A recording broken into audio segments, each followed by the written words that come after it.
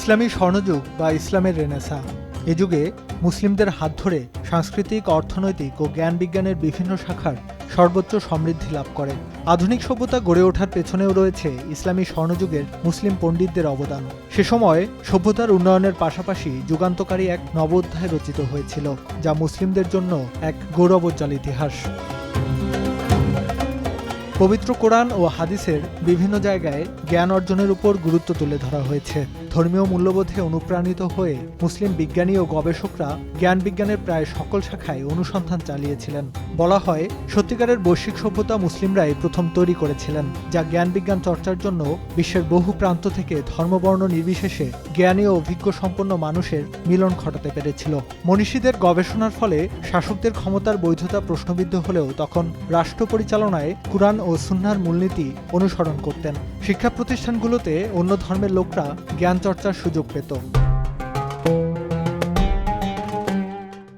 খোলাফায়ে রাশেদিনের আমলের পর মুসলিম শাসকরা সপ্তম ও অষ্টম শতাব্দীতে বিশাল এক সাম্রাজ্য প্রতিষ্ঠা করেন, যা ইতিহাসের অন্যতম বৃহৎ সাম্রাজ্য হিসেবে বিবেচিত হয়ে থাকে। অষ্টম শতকের মাঝামাঝি আব্বাসীয় শাসনামলে খিলাফতের রাজধানী দামেস্ক থেকে বাগদাদে স্থানান্তরের পর জ্ঞান বিজ্ঞানে মুসলিমরা এগিয়ে যেতে থাকে।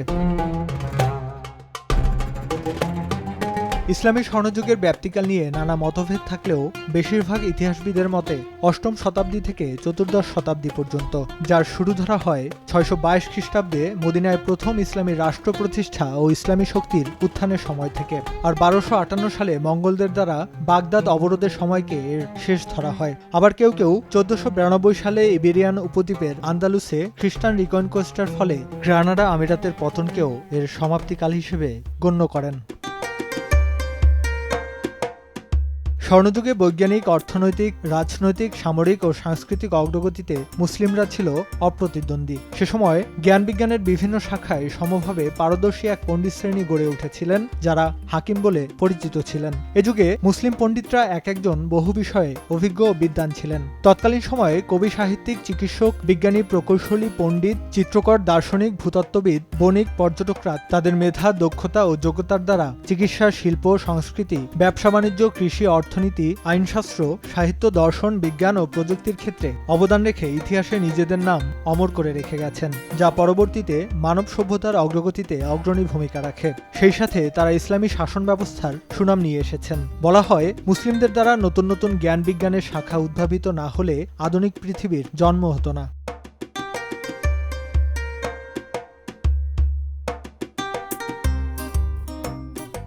মধ্যযুগের বহু মুসলিম পণ্ডিত জ্ঞান ও মূল্যবোধ চর্চার ক্ষেত্রে মানবিক, যৌক্তিক ও বৈজ্ঞানিক পদ্ধতি অনুসরণ করতেন। তাদের লেখা অনেক রচনায় প্রেম, ভালোবাসা, কবিতা, ইতিহাস, দর্শন, ধর্মতত্ত্ব বিষয়ে যে আলোচনা রয়েছে তাতে ব্যক্তি স্বতন্ত্রবাদ ও উদারনৈতিক চিন্তাধারা লক্ষ্য করা যায়। ইসলামী সাম্রাজ্য প্রধানত ইসলামী বিধিবিধানের আলোকে সমাজ ও রাষ্ট্রের জীবন নিয়ন্ত্রিত হতো। তবুও সেখানে খ্রিস্টান, ইহুদি পণ্ডিতদেরও সমভাবে উৎসাহ ও মর্যাদা দেওয়া হতো জ্ঞান চর্চার জন্য। এর ফলে অষ্টম থেকে ত্রয়োদশ শতক পর্যন্ত মুসলিমরা বুদ্ধিবৃত্তিক ও সৃজনশীল দার্শনিকতার উচ্চ স্থানে আরোহণ করেছিলেন। এর মাধ্যমে তারা অন্যান্য ধর্মের অনুসারীদের সাথে একটি আন্তঃসাংস্কৃতিক নেটওয়ার্ক গড়ে তুলেছিলেন। সে সময় মুসলিম শাসকরা বাক স্বাধীনতার ক্ষেত্রে বড় এক উদারতার পরিচয় দিয়েছিলেন।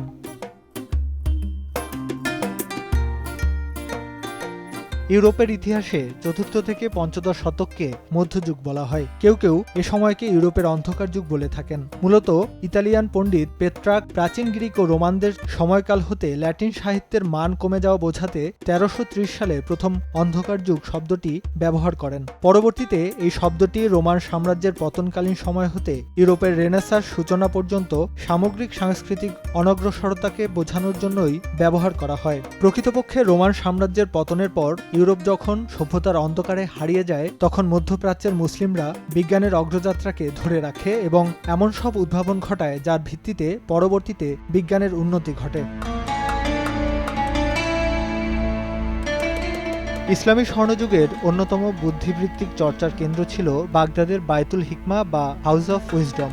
আব্বাসীয় খিলাফতের সময়ে খলিফা হারুনুর রশিদ তার শাসনামল ৭৮৬ থেকে ৮০৯ খ্রিস্টাব্দের সময় ইরাকের বাগদাদে এই জ্ঞান চর্চা কেন্দ্র গড়ে তোলেন।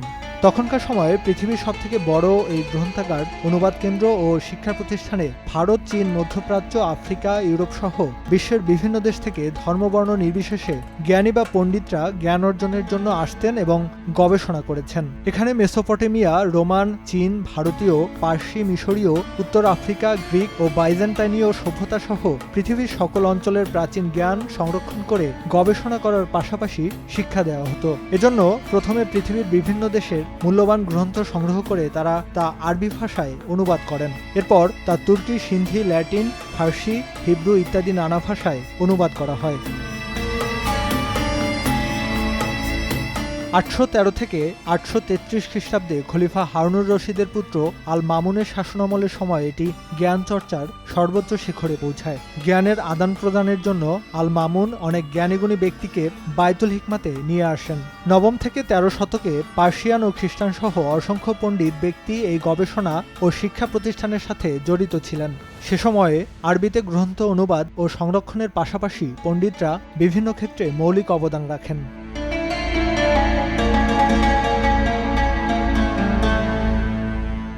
আল মামুনের শাসনামলে মানমন্দির স্থাপিত হয়। এ সময় বায়তুল হিকমা গণিত, জ্যোতির্বিদ্যা, চিকিৎসা বিজ্ঞান, আলকেমি, প্রাণীবিদ্যা, ভূগোল ও মানচিত্রাঙ্কন বিদ্যা সহ বিভিন্ন বিষয়ে জ্ঞান চর্চার অপ্রতিদ্বন্দ্বী স্থান হয়ে ওঠে। ভারতীয়, গ্রিক ও পার্সিয়ান রচনা ব্যবহার করে তখন পণ্ডিতরা বৈশ্বিক জ্ঞানের বিরাট ভাণ্ডার অর্জন করেন এবং এর মাধ্যমে তারা নিজেদের আবিষ্কারের দিকে এগিয়ে নিয়ে যান। এমনিভাবে 9ম শতকের মধ্যভাগে বায়তুল হিকমা ছিল পৃথিবীর সবচেয়ে বড় গ্রন্থ ভাণ্ডার।